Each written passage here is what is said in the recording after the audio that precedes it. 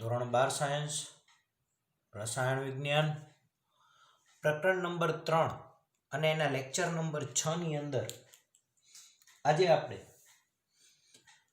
વિદ્યુત રાસાયણિક કોષનું પોટેન્શિયલ ઈ સેલ અથવા E0 સેલ, પ્રમાણિત હોય તો E0 સેલ લખીએ અને બિન પ્રમાણિત હોય તો ઈ સેલ લખીએ.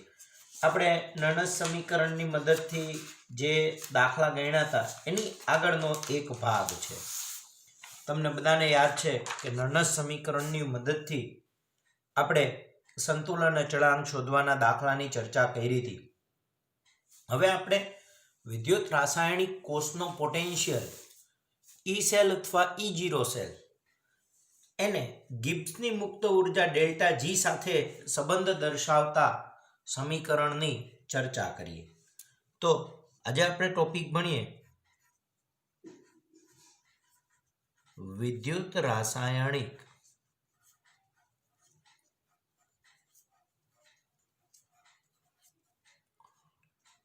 કોષનો પોટેન્શિયલ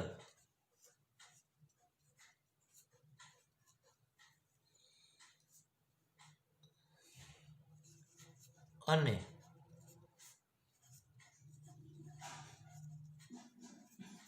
ગિબ્સની મુક્ત ઉર્જાનો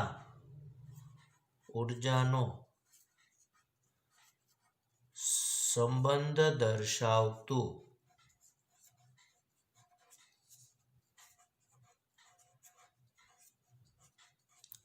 સમીકરણ મેળવો. માનો કે આવો ક્વેશ્ચન પૂછાય છે કે વિદ્યુત રાસાયણિક કોષનો પોટેન્શિયલ અને ગિબ્સની મુક્ત ઉર્જાનો સંબંધ દર્શાવતું સમીકરણ મેળવો. તો આપણને ખબર છે કે ભાઈ થોડુંક રફમાં શીખીએ અને સમજીએ તો કોઈ પણ કોષ છે ત્યારે આપણે કીધું કે એનું રાસાયણિક ઉર્જાનું વિદ્યુત ઉર્જામાં રૂપાંતરણ થાય છે. આ રાસાયણિક ઉર્જા થઈ એટલે આમાં રેડોક્સ પ્રક્રિયા થઈ અને વિદ્યુત મળે છે, ઇલેક્ટ્રોન મળે છે. આવું આપણે ભણ્યા. રેડોક્સ પ્રક્રિયાને અંતે વિદ્યુત મળે છે. તો અહીંયા કંઈક પ્રક્રિયા થાય છે એનો મતલબ કે પ્રણાલી દ્વારા કંઈક કાર્ય થાય છે. આ કાર્ય વિદ્યુત મેળવવાના સંદર્ભમાં હોવાથી એને વિદ્યુતીય કાર્ય તરીકે ઓળખાય.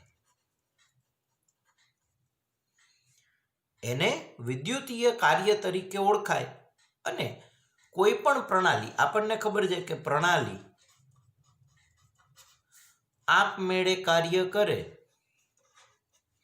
તો ડેલ્ટા G નું મૂલ્ય ઋણ મળે અને આપમેળે કાર્ય ન કરે તો ડેલ્ટા G નું મૂલ્ય ધન મળે. જો પ્રમાણિત સ્થિતિ હોય તો ડેલ્ટા G ના બદલે ડેલ્ટા G0 લખાય. હવે મુક્ત ઉર્જાના ફેરફારની જ વાત કરી કે મુક્ત ઉર્જાનો ફેરફાર એટલે કે ડેલ્ટા G, પણ જો પ્રમાણિત સ્થિતિએ હોય તો એને ડેલ્ટા G0 લખાય અને બિન પ્રમાણિત સ્થિતિની વાત હોય તો એને ડેલ્ટા G તરીકે લખાય છે. હવે અહીંયા આપણને ખબર છે કે રેડોક્સ પ્રક્રિયા થઈને વિદ્યુત મળે ત્યારે આ વિદ્યુતીય કાર્ય અને જે કાંઈ વિદ્યુત મળી એના પોટેન્શિયલને આપણે ઈ સેલ અથવા તો E0 સેલ કીધું. જો પ્રમાણિત હોય તો એને E0 સેલ કીધું અને બિન પ્રમાણિત હોય તો એને ઈ સેલ કીધું. આપણે આ બે વચ્ચેનો સંબંધ મેળવવાની વાત છે કે કોષનો પોટેન્શિયલ E0 સેલ અને મુક્ત ઉર્જાનો ફેરફાર ડેલ્ટા G0. પ્રમાણિત સ્થિતિ હોય તો એ રીતે, બિન પ્રમાણિત હોય તો ઈ સેલ અને ડેલ્ટા G નો સંબંધ મેળવતું સૂત્ર તારવો, એવો આપણો પ્રશ્ન છે.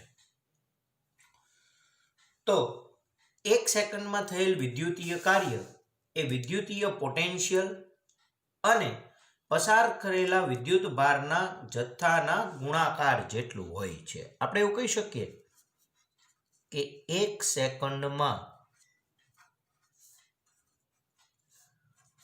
થયેલ વિદ્યુત કાર્ય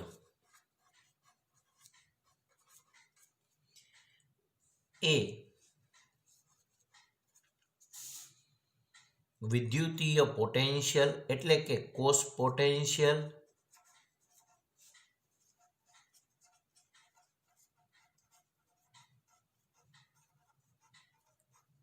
અને પસાર થયેલા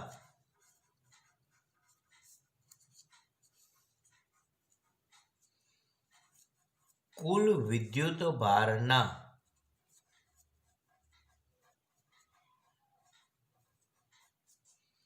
ગુણાકાર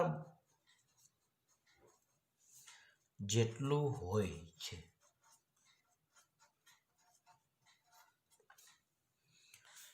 કે કોઈ પણ આ પ્રણાલી કામ કરતી હોય ત્યારે 1 સેકન્ડમાં જે કંઈ કાર્ય થાય એ કેટલું હોય તો કે એનું પોટેન્શિયલ અને પસાર થયેલા વિદ્યુત ભારના જથ્થાના ગુણાકાર જેટલું હોય છે. જો આપણે ગેલ્વેનિક કોષમાંથી કાર્ય મેળવવું હોય તો વિદ્યુત ભાર પ્રતિવર્તી રીતે પસાર કરવો જોઈએ.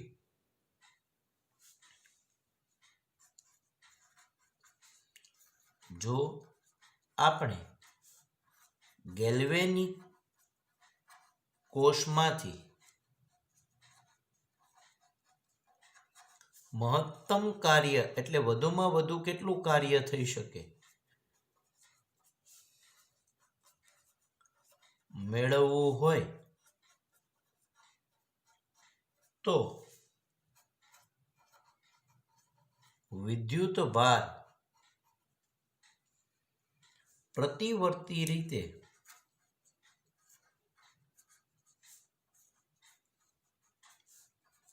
પસાર કરવો જોઈએ.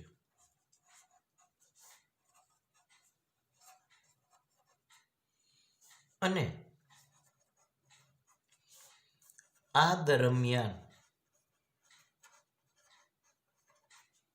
થતું કાર્ય તેના ગિબ્સ ઉર્જાના ઘટાડા બરોબર હોય છે. તેના ગિબ્સ ઉર્જામાં થતા ઘટાડા જેટલું હોય છે. કે જે કંઈ પ્રતિવર્તી કાર્ય થાય એ કાર્ય એની ગિબ્સ ઉર્જામાં થતા ઘટાડા જેટલું હોય. માનો કે એવું કહીએ કે કોષનો પોટેન્શિયલ E અને પસાર કરેલો વિદ્યુત જથ્થો, જો કોષનો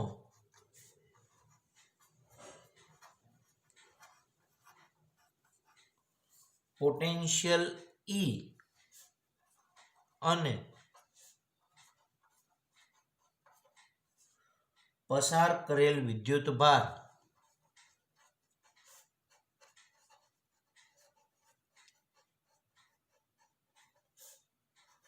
NF જેટલો હોય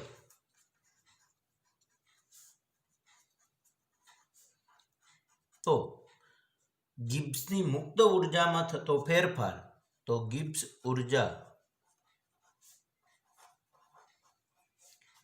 ડેલ્ટા જી આર એટલે કે રિવર્સિબલ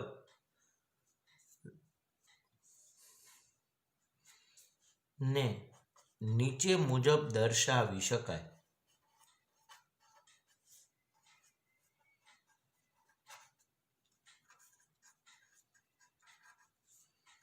કે delta reversible G is equal to minus NF E cell જેટલું થાય.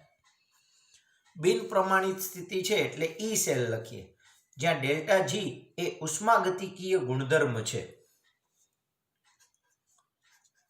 ડેલ્ટા રિવર્સિબલ જી એ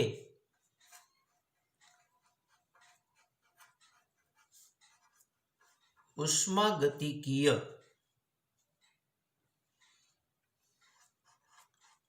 ગુણધર્મ છે, જેનું મૂલ્ય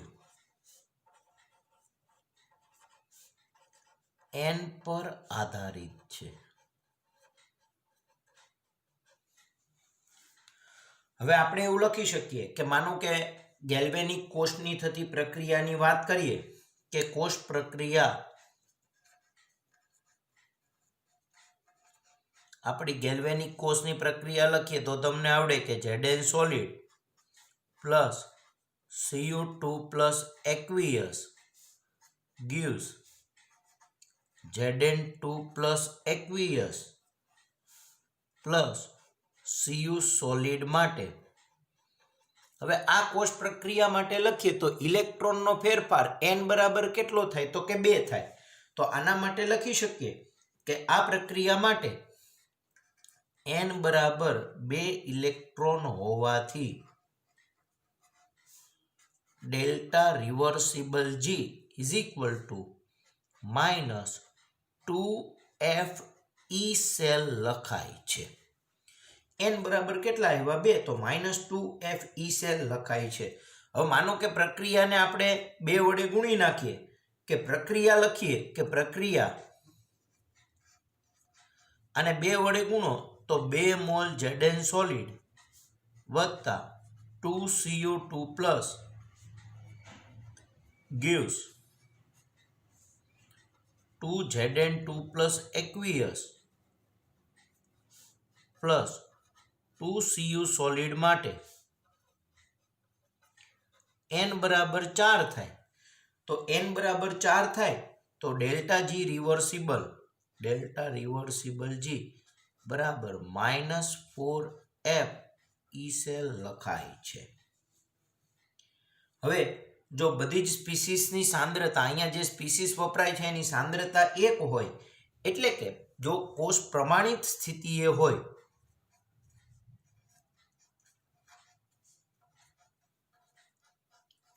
જો કોષ પ્રમાણિત સ્થિતિમાં હોય એટલે કે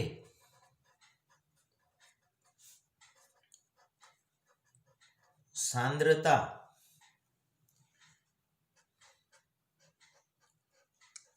1 મોલર હોય અને તાપમાન 298 કેલ્વિન હોય ત્યારે E cell is equal two E0 cell લખાય. E સેલના બદલે આપણને શું મળશે E0 સેલ. તો તે જ રીતે મુક્ત ઉર્જાનો ફેરફાર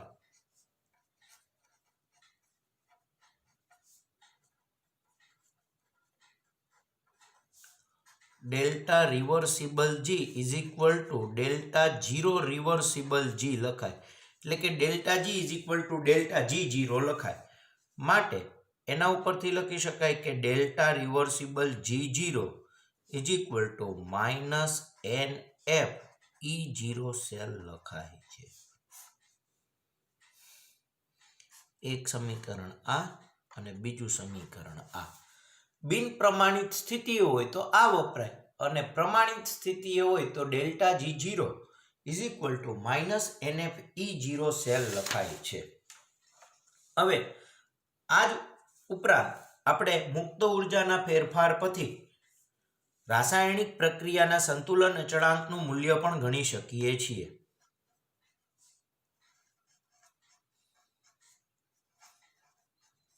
મુક્ત ઉર્જાના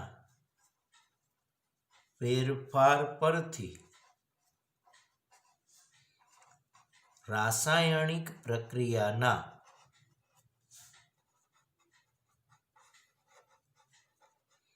સંતુલન અચળાંકનું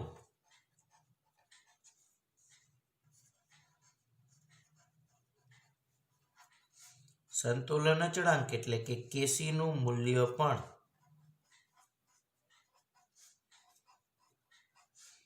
શોધી શકાય છે.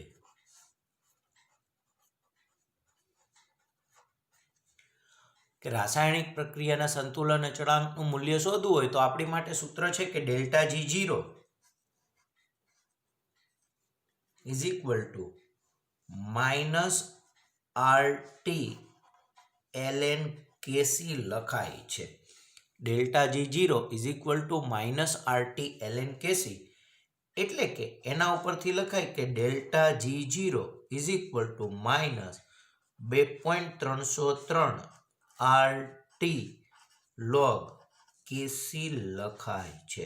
આ સમીકરણ નંબર 3 થઈ ગયું.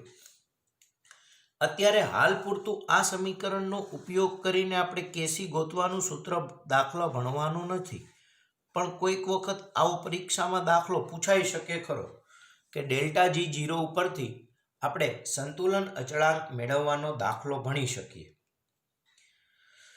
હવે માનો કે આપણને આ રીતે એક દાખલો કીધો છે, આપણને ટેક્સ્ટબુકમાં જ કોયડો આપ્યો છે, એ જ કોયડાની વાત કરીએ તો કોયડો 3.3માં આપણને ડેનિયલ કોષ માટેની વાત કરેલી છે.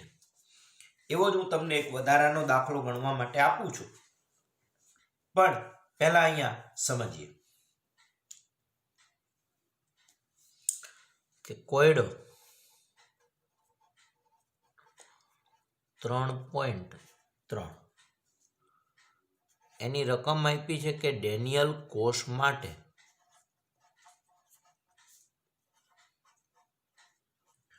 પ્રમાણિત વિદ્યુત ધ્રુવ પોટેન્શિયલ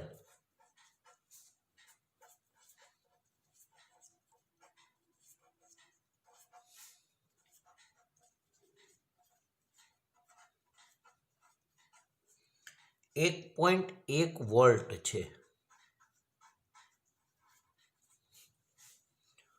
પ્રમાણિત વિદ્યુત ધ્રુવ પોટેન્શિયલ 1.1 વોલ્ટ છે.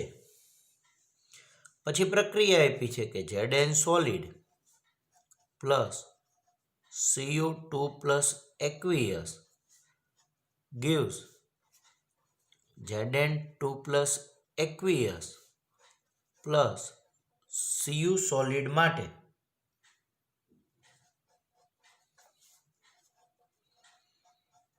પ્રમાણિત ગિબ્સ ઉર્જા ગણો.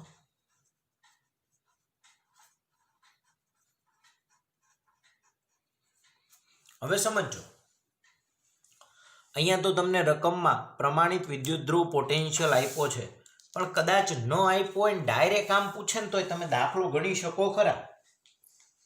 માનો કે રકમ જ આટલી છે કે Zn સોલિડ વત્તા Cu2 plus gives Zn2 plus વત્તા Cu સોલિડ માટે પ્રમાણિત ગિબ્સ ઉર્જા ગણો.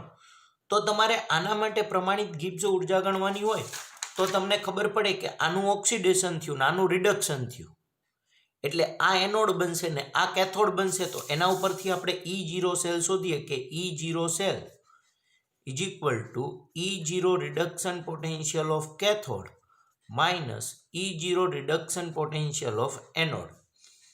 તો કેથોડ તરીકે લખાય E0 Cu2 plus oblique Cu minus E0 Zn2 plus oblique Zn.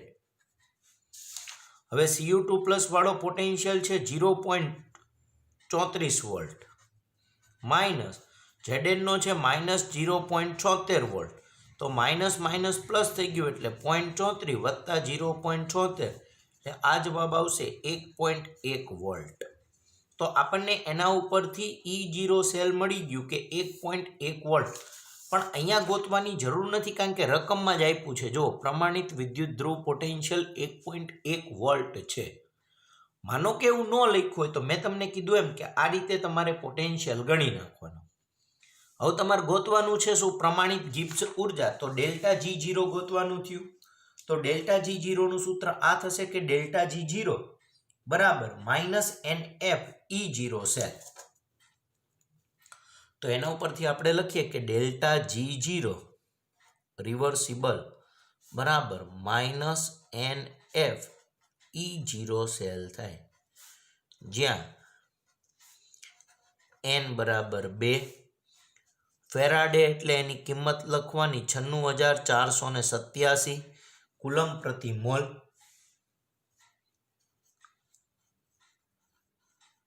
Coulomb mall inverse અને E0 સેલ બરાબર 1.1 વોલ્ટ થઈ ગયું. તો એના ઉપરથી આપણે સૂત્રમાં બધી કિંમત મૂકી દઈએ તો delta G zero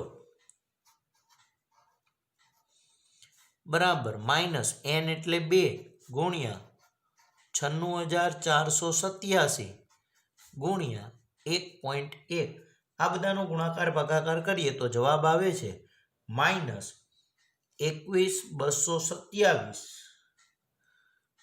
joule mall inverse. હવે કિલો જૂલમાં લખવું હોય તો લખાય માઇનસ 21.227 કિલો જૂલ પ્રતિ મોલ લખાય છે. તો આ રીતે તમે કોઈ પણ માટે દાખલો ગણી શકો. અને બીજું અહીંયા જુઓ ડેલ્ટા G0 નું મૂલ્ય ઋણ આવ્યું એટલે તમે કહી શકો કે પ્રક્રિયા આપમેળે થશે અને આપમેળે થાય એટલે આ પ્રક્રિયા આપમેળે થઈને આપણને વિદ્યુત ઉર્જા મળે છે. તો આવી રીતના તમે કોઈ પણ કોષ માટે પ્રમાણિત ગિબ્સ ઉર્જાનો ફેરફાર શોધી શકો છો. તો માનો કે હું તમને એજી અને એમજી ની વાતની સાપેક્ષે આપણે પ્રમાણિત ગિબ્સ ઉર્જાની વાત કરીએ તો હું તમને એક બીજો એક્સ્ટ્રા દાખલો ગણવા માટે આપું.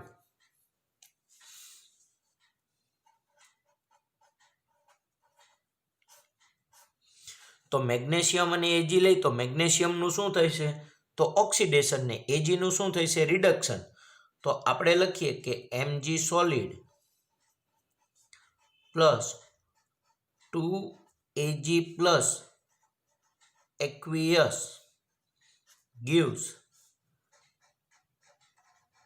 Mg2 પ્લસ aqueous વત્તા 2Ag સોલિડ માટે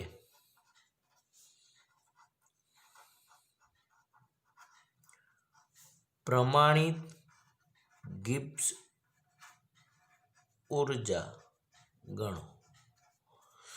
તો હવે તમને આવડી જાય કે આના માટે તમારે શું ગોતવું પડે તો E0 સેલ ગોતવું પડે. તો E0 સેલ એટલે reduction potential of cathode minus reduction potential of anode. તો Ag નો પોટેન્શિયલ માઇનસ Mg નો પોટેન્શિયલ. હવે Ag ને Mg ના પોટેન્શિયલ તમને આવડે છે આમ જ લખવાનું E0 સેલ એટલે E0 reduction potential of cathode minus E0 reduction potential of anode.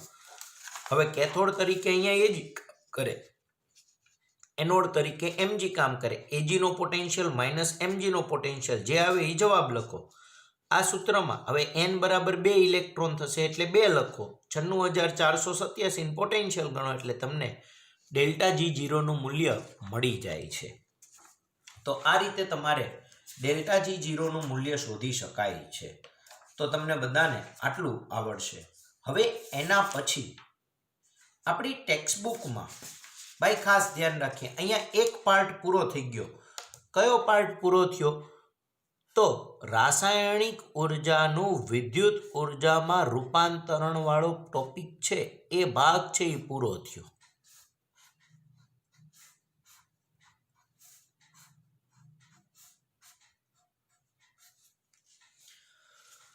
રાસાયણિક ઉર્જાનું વિદ્યુત ઉર્જામાં રૂપાંતરણ કરવાનો ટોપિક અહીંયા પૂરો થયો. એના પછી આપણી ટેક્સ્ટ બુકમાં વાહકતાની વાત કરેલી છે પણ આ પરિસ્થિતિ કોવિડ-19 ની પરિસ્થિતિની સાપેક્ષે એ વાહકતાવાળો આખો ટોપિક આપણા અભ્યાસક્રમમાંથી નીકળી ગયો છે.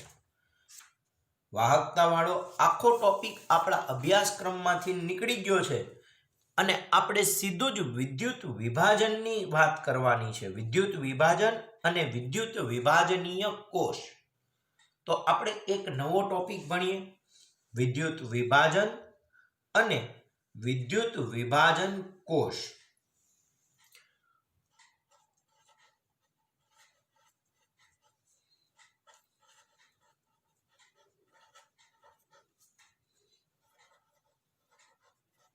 વિદ્યુત વિભાજન અને વિદ્યુત વિભાજનીય કોષ. આગળ જેમ વિદ્યુત રાસાયણિક કોષ હતો ને એમ અહીંયા વિદ્યુત વિભાજન કોષ આવશે. પણ પહેલા કરતા ઊંધો અહીંયા બધા કઈ ઉર્જાનું કઈ ઉર્જામાં હતું તો રાસાયણિક ઉર્જાનું વિદ્યુત ઉર્જામાં રૂપાંતરણ હતું. અહીંયા ઊંધું થઈ જશે વિદ્યુત ઉર્જાનું રાસાયણિક ઉર્જામાં રૂપાંતરણ કરવાનું છે. ભાઈ અત્યાર સુધી એવું હતું ભાઈ કે આપણે એક પાત્રમાં દ્રાવણ ભર્યું, બીજા પાત્રમાં દ્રાવણ ભર્યું, આમાં ધાતુની પટ્ટી નાખી, અહીંયા પટ્ટી નાખી, આ બેને જોડ્યા એટલે આપણને વિદ્યુત મળતી હતી. અહીંયા ક્ષાર સેતુ મૂક્યો તો આપણે રાસાયણિક ઉર્જાનું વિદ્યુત ઉર્જામાં રૂપાંતરણ કર્યું. પણ હવે ભણવાનું છે ઊંધું. હવે શું ભણવાનું છે? તો કે એક જ પાત્ર લઈ એમાં દ્રાવણ મૂકી દેવાનું, બે વિદ્યુત ધ્રુવ ડુબાડી દેવાના અને બે વિદ્યુત ધ્રુવને બેટરીની મદદથી જોડી દેવાના. ત્યારે આપણે બહારથી વિદ્યુત પ્રવાહ આપીશું. આ બેટરીમાંથી વિદ્યુત પ્રવાહ આપીએ એના લીધે અહીંયા કોષ ઉપર જે કાંઈ રાસાયણિક પ્રક્રિયા થાય એ કેટલી પ્રક્રિયા થઈ એ ગણવાનું. ત્યારે અહીંયા આપણે વિદ્યુત ઉર્જાનું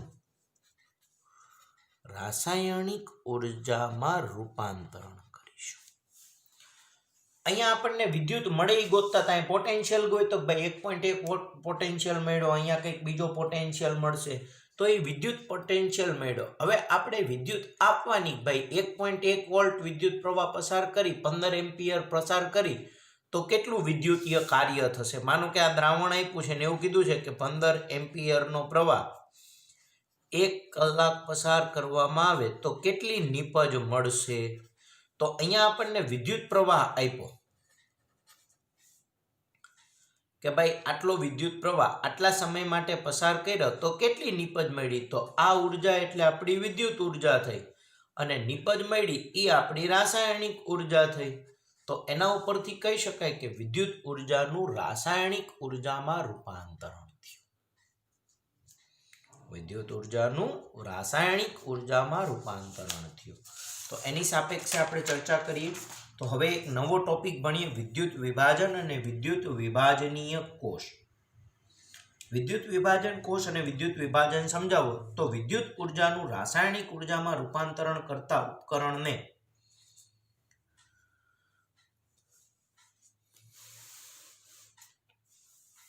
આપણે એવું કહી શકીએ. કઈ ઉર્જાનું કઈ ઉર્જામાં રૂપાંતરણ?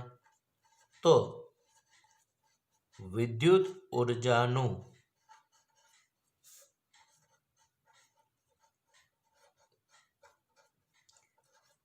રાસાયણિક ઉર્જામાં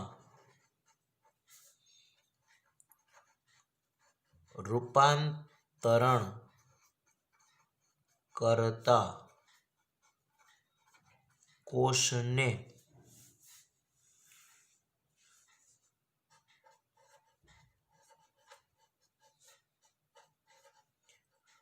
વિદ્યુત વિભાજન કોષ કહે છે. વિદ્યુત વિભાજન કોષ એટલે કઈ ઉર્જાનું કઈ ઉર્જામાં રૂપાંતરણ? તો વિદ્યુત ઉર્જાનું રાસાયણિક ઉર્જામાં રૂપાંતરણ. વિદ્યુત વિભાજન કોષમાં વિદ્યુત વિભાજનની રેડોક્સ પ્રક્રિયા થાય છે. આ કોષમાં વિદ્યુત વિભાજનની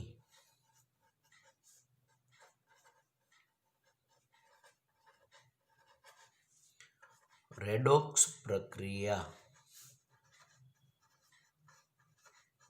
થાય છે. હવે વિદ્યુત વિભાજન એટલે શું? તો કે વિદ્યુત વિભાજનનું જલીય દ્રાવણ અથવા પીગાડેલા દ્રાવણને કોષમાં લઈ યોગ્ય વિદ્યુત ધ્રુવ ડુબાડી વિદ્યુત પ્રવાહ પસાર કરતા વિદ્યુત ધ્રુવ ઉપર ઓક્સિડેશન અને રિડક્શન પ્રક્રિયા થઈ નિપજો પ્રાપ્ત થાય છે. વિદ્યુત વિભાજન એટલે શું?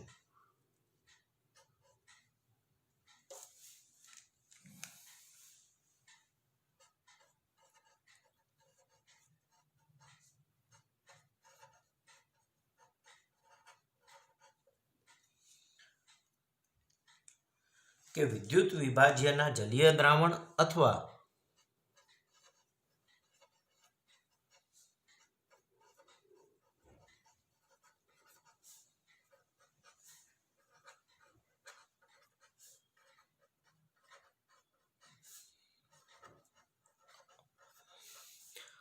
પીગાડેલા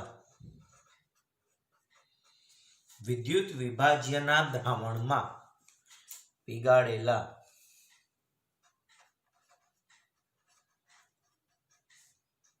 વિદ્યુત વિભાજ્યને કોષમાં લઈ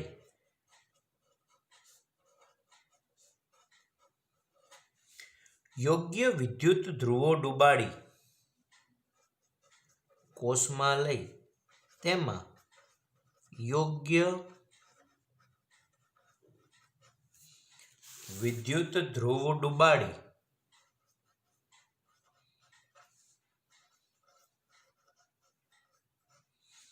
વિદ્યુત પ્રવાહ પસાર કરતા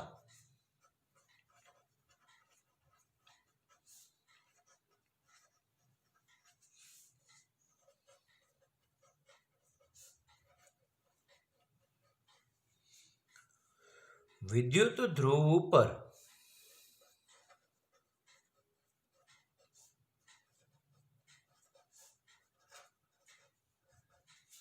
ઓક્સિડેશન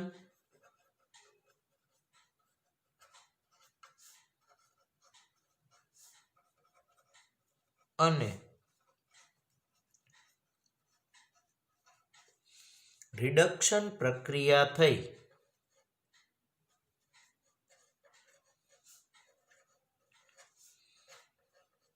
નિપજો પ્રાપ્ત થાય છે.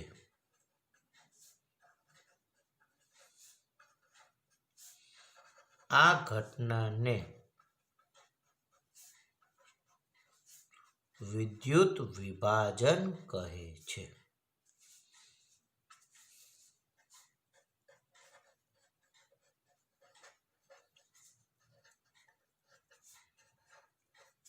મેં તમને હમણાં સમજાવ્યું એમ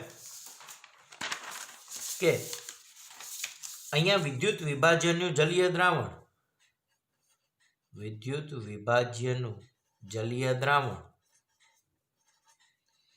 એટલે કે પાણીમાં ઓગાળેલું દ્રાવણ અથવા પીગાળેલો વિદ્યુત વિભાજ્ય લઈ એમાં વિદ્યુત ધ્રુવ નાખવાના. આ બે વિદ્યુત ધ્રુવ આવ્યા. યોગ્ય વિદ્યુત ધ્રુવ ડુબાડી આપણે વિદ્યુત પ્રવાહ પસાર કરીએ એટલે વિદ્યુત ધ્રુવ ઉપર ઓક્સિડેશન અને રિડક્શન પ્રક્રિયા થઈ નિપજ પ્રાપ્ત થાય છે. તો એક ધ્રુવ આ ઋણ ધ્રુવ બન્યો અને આ ધન ધ્રુવ બન્યો. ધન તરફ ઋણ આયન આવે ને ઋણ તરફ ધન આયન આવે અને ધન આયન ઇલેક્ટ્રોન મેળવે ને ઋણ આયન ઇલેક્ટ્રોન ગુમાવે એટલે કે રિડક્શન અને ઓક્સિડેશન પ્રક્રિયા થઈ નિપજો પ્રાપ્ત થાય છે. ત્યારે આ નિપજ પ્રાપ્ત થવાની ઘટનાને વિદ્યુત વિભાજન કહે છે. આ પ્રકારની રેડોક્સ પ્રક્રિયાના પરિણામને વિદ્યુત વિભાજન તરીકે ઓળખવામાં આવે છે. દાખલા તરીકે CuSO4 ના દ્રાવણમાં 2 કોપરની પટ્ટી ડુબાડીએ તો સમજો, માનો કે આ વિદ્યુત વિભાજ્યનું દ્રાવણ છે એ CuSO4 નું દ્રાવણ લીધું અને આપણે 2 કોપરની પટ્ટી રાખી દીધી, એક આ કોપરની પટ્ટી અને એક આ કોપરની પટ્ટી. તો આ CuSO4 નું દ્રાવણ હતું એટલે Cu2+ અને SO4 હશે. હવે આ ઋણ ધ્રુવ છે તો એના તરફ દ્રાવણનો Cu2+ આયન આવશે.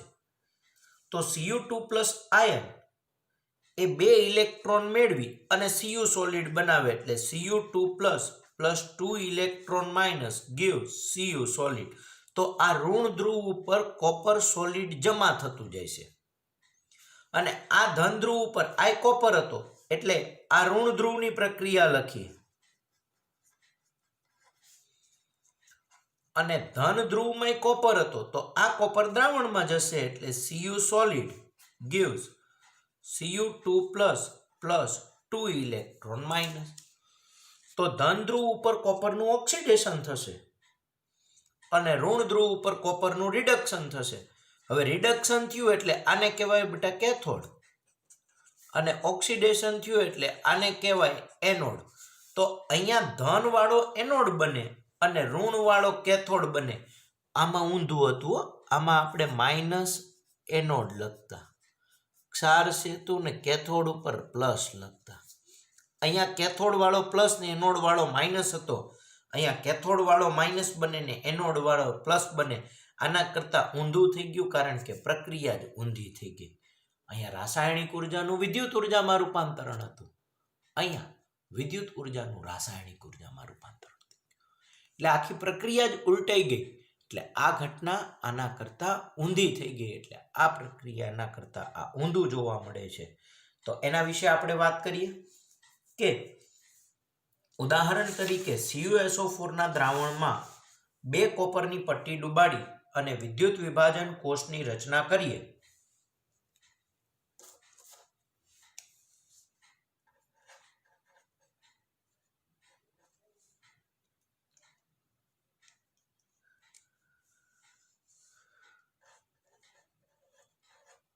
CuSO4 ના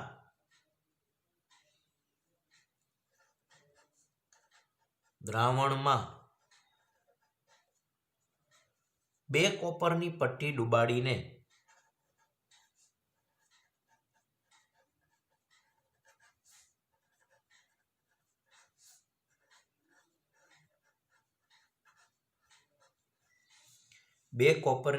ડુબાડીને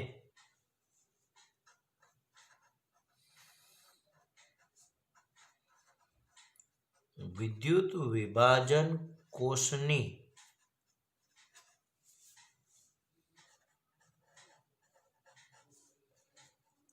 રચના કરવામાં આવે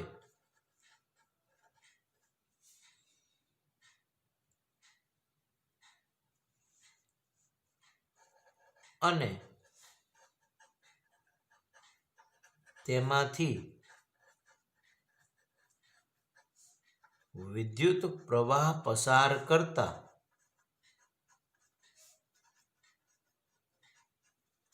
આપણે માનો કે વિદ્યુત પ્રવાહ પસાર કરીએ તો એક ઋણ ધ્રુવ બને અને એક ધન ધ્રુવ બને. ઋણ ધ્રુવ એટલે કેથોડ પર કોપર ધાતુ જમા થાય.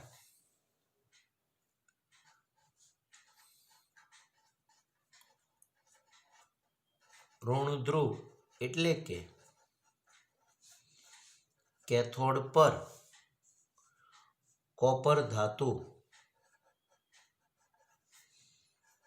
રિડક્શન પામી જમા થાય છે. એટલે રાસાયણિક પ્રક્રિયા લખાય કે Cu2 aqueous plus 2 electron minus gives Cu solid. અને એનોડ તરીકે વર્તતા ધન ધ્રુવ પર કોપરમાંથી Cu2+ આયન મળે છે. ધન ધ્રુવ એટલે કે એનોડ પર કોપરના સળિયામાંથી કોપર ધાતુના સળિયામાંથી Cu2+ નું ઓક્સિડેશન થાય છે.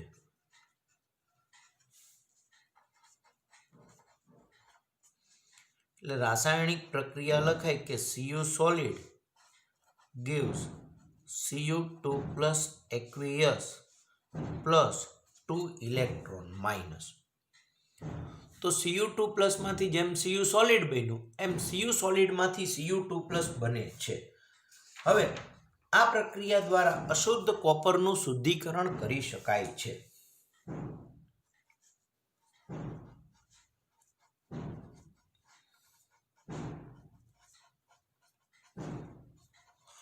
આ પ્રક્રિયા દ્વારા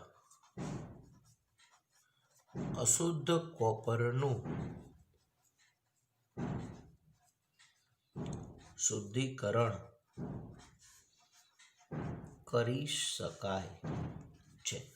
સમજો કઈ રીતે શુદ્ધિકરણ થાય. તો આપણને ખબર છે કે આ કોપર વાળો એનોડ બન્યો અને આ કેથોડ બન્યો. ત્યારે ઋણ ધ્રુવ ઉપર Cu2+ માંથી Cu સોલિડ આવે એટલે અહીંથી શુદ્ધ કોપર જમા થતું જાય.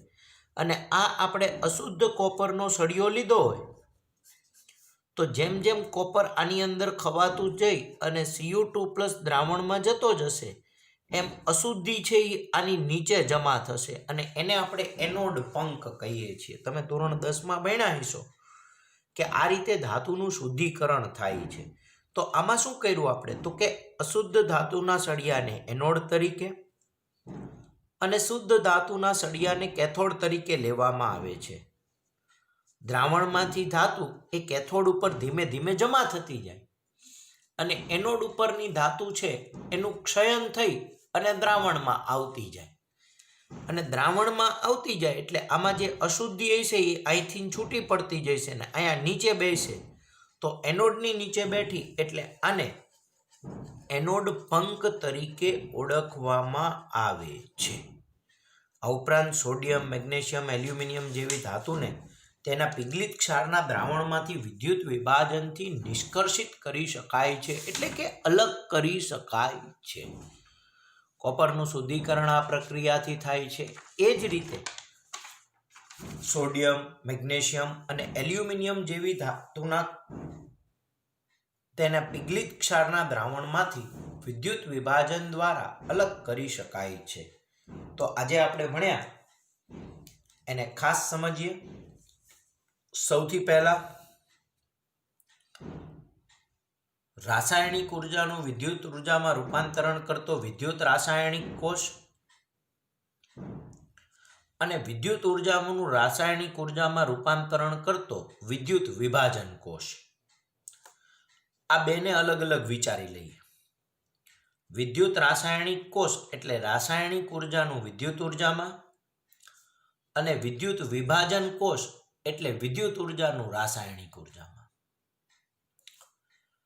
વિદ્યુત રાસાયણિક કોષમાં પોટેન્શિયલ અને ગિબ્સની મુક્ત ઉર્જાનો સંબંધ દર્શાવતું સૂત્ર. એમાં પોટેન્શિયલને આપણે E0 સેલ અથવા E0 કીધું, E સેલ અથવા E0 સેલ કીધું. ગિબ્સની મુક્ત ઉર્જાને ડેલ્ટા G તરીકે દર્શાવીએ ત્યારે થતું મહત્તમ કાર્ય W મેક્સિમમ એ એના ગિબ્સ મુક્ત ઉર્જાના ફેરફાર જેટલું હોય, એટલે કે delta G is equal two -NF E cell લખાય. વિદ્યુતીય કાર્ય એ કોષનો પોટેન્શિયલ અને પસાર થયેલો વિદ્યુત ભારનો જથ્થો NF એ પસાર થયેલ કુલ વિદ્યુત ભાર થયો ફેરાડેમાં. NF એ પસાર થયેલો કુલ વિદ્યુત ભાર કુલમ્બ એકમમાં થાય. અને E સેલ એટલે કોષનો પોટેન્શિયલ, એટલે આપણે એવું કીધું કે વિદ્યુતીય કાર્ય એ કોષનો પોટેન્શિયલ E સેલ અને પસાર થયેલો વિદ્યુત ભારનો જથ્થો એટલે NF ના ગુણાકાર જેટલું હોય છે. આ ગુણાકારની ચર્ચા કરી આપણે. ડેલ્ટા G એટલે NF E0 સેલ અથવા E સેલ કીધું. કોષ જ્યારે પ્રમાણિત હોય તો એના બદલે E0 સેલ લખીએ એટલે ડેલ્ટા G0 બરાબર -NF E0 સેલ લખ્યું. આ ઉપરાંત મુક્ત ઉર્જાના ફેરફાર પરથી સંતુલન અચળાંકનું મૂલ્ય શોધવાનું સૂત્ર છે delta G0 is equal two -2.303 RT log KC. કદાચ આની ઉપરથી સંતુલન અચળાંક ગોતવાનું કે તો આ મૂલ્ય અહીંયા મૂકી દેવાનું. -2.303 R ની કિંમત મૂકો, T તાપમાન 298 કેલ્વિન. આ ગુણાકારમાં છે, આ બાજુ ભાગાકારમાં લાવો. log KC ને એન્ટી લોગ ગોતી રહ્યો એટલે તમને સંતુલન અચળાંક મળી જાય. કોયડો દાખલો ગણ્યો, એના જેવો મેં એક એક્સ્ટ્રા દાખલો આપ્યો. પછી આના કરતા વિરુદ્ધ પ્રક્રિયાની સાપેક્ષની ચર્ચા કરી. વિદ્યુત રાસાયણિક કોષ એટલે રાસાયણિક ઉર્જાનું વિદ્યુત ઉર્જામાં રૂપાંતરણ અને વિદ્યુત વિભાજન કોષ એટલે વિદ્યુત ઉર્જાનું રાસાયણિક ઉર્જામાં રૂપાંતરણ. આમાં વિદ્યુત આપવી પડે તો જ પ્રક્રિયા થાય. આમાં પ્રક્રિયા થાય ને વિદ્યુત મળે. વિદ્યુત આપવાથી થતી રાસાયણિક પ્રક્રિયાની સાપેક્ષે વિદ્યુત વિભાજન કોષની વાત કરી. પછી વિદ્યુત વિભાજન એટલે શું એની વાત કરી. તો આપણે વાત કરી કે જલીય દ્રાવણ લઈ અથવા વિદ્યુત વિભાજ્યનું દ્રાવણ લઈ બે ધ્રુવ નાખીને વિદ્યુત પ્રવાહ પસાર કરી ત્યારે આ ધ્રુવ ઉપર રિડક્શન, ઓક્સિડેશન અને એક ધ્રુવ ઉપર રિડક્શન થઈને જે નિપજ મળે એ સમગ્ર પ્રક્રિયાને વિદ્યુત વિભાજન કહેવાય. કે વિદ્યુત વિભાજનને આ જલીય દ્રાવણ અને પીગાળેલા વિદ્યુત વિભાજનને કોષમાં લઈ તેમાં યોગ્ય વિદ્યુત ધ્રુવ ડૂબાડી આને વિદ્યુત ધ્રુવ કહેવાય. વિદ્યુત પ્રવાહ પસાર કરતા એટલે આપણે બેટરીમાંથી વિદ્યુત પ્રવાહ પસાર કરીએ ત્યારે વિદ્યુત ધ્રુવ ઉપર એનોડ હોય તો ઓક્સિડેશન થાય અને કેથોડ હોય તો રિડક્શન થાય. એટલે કે ઓક્સિડેશન અને રિડક્શન પ્રક્રિયા થઈ નિપજ પ્રાપ્ત થાય છે. આ ઘટનાને વિદ્યુત વિભાજન કહે છે.